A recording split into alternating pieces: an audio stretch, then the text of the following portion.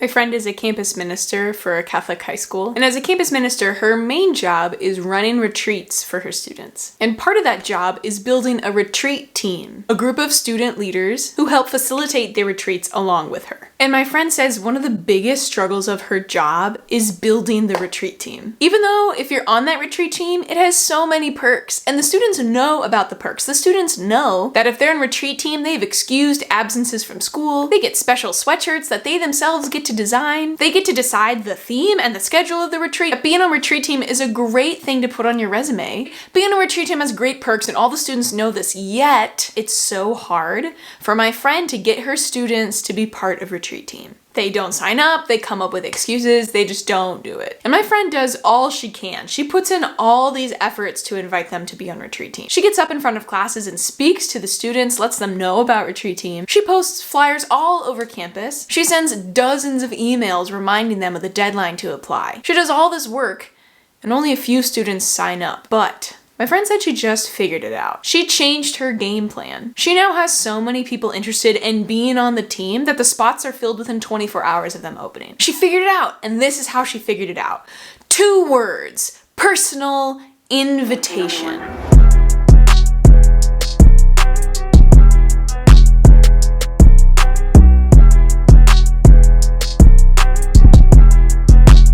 Personal invitation. Instead of sending multiple generic emails to the entire senior class, she now sends individual emails to each student in the senior class. She begins each email by addressing the student by their name, and then she writes a super quick message inviting them to be part of the team. And if she knows the student well, or just like even in passing, she'll make the invite even more personal. For example, this is what she'll do. She'll write an email to Brad, and she'll say, "Brad, I'm reaching out to invite you to be part of retreat team. I can see that you're passionate and super hardworking on the football team. Great game last weekend, by the way. If you took that same passion and same work ethic to being part of retreat team, you'd be able to make a huge difference.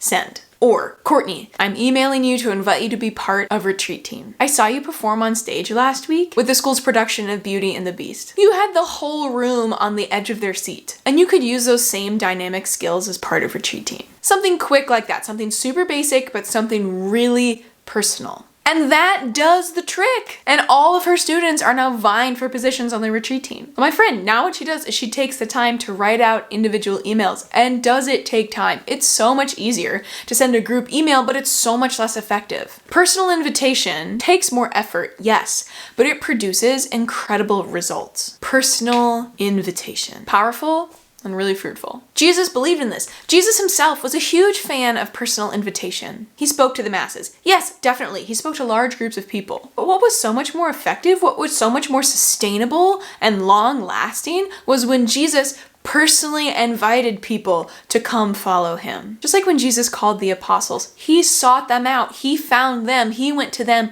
He called them by name. He called them by name because he knew their name. He knew who they were. He also knew their gifts and talents. And he invited them to use those gifts and talents for the building up of the kingdom. Like example, Simon, Andrew, James, and John. These guys were fishermen. Their job was to catch and then to sell fish. And Jesus knew this. Jesus approached them on the shores and Jesus said, "Okay, I see you, I know you. I'm inviting you to be part of my family, but I'm also inviting you to use your gifts and talents of fishing. No longer are you going to be catching fish. You're going to be catching men." Personal invitation. Really powerful, really effective, especially for the long term. This is what Jesus did, and this is what we should do too. Knowing this, knowing the lasting and powerful effects of personal invitation, this should inform how we evangelize other people.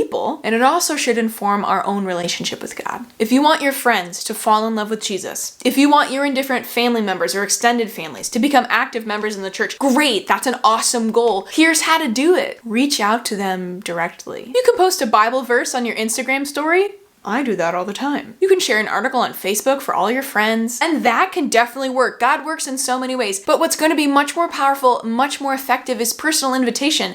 Instead of posting a Bible verse that you really like, why don't you text a friend and say, "Hey, I was reading Psalm 23 and it made me think of you. Here's the Bible verse." Instead of sharing an article about someone's personal witness to the vast social medias, send it to your mom. Say, "Hey mom, I was reading this. It made me think of you. Maybe you can check it out." Don't just post on TikTok about your youth group's retreat that's coming up, why don't you call up your friend Sarah? Hey Sarah, I'm a part of this youth group and we have a retreat coming up and I'd love for you to join me. I think it could be really fun. Social media is powerful. Yes, you're watching this video on YouTube right now. Like, I know social media can be powerful, but it also is really impersonal. Reach out to people directly, call them up, text them, meet with them in person so you can share with them. And not just share content with them, so you can share friendships, so you can share life with them. Personal invitation. That's what we should do. And that's what God does for you. That's what he does for me. Not just once when I fell in love with Jesus in high school, but God to this day is calling out to me by name. He's personally inviting me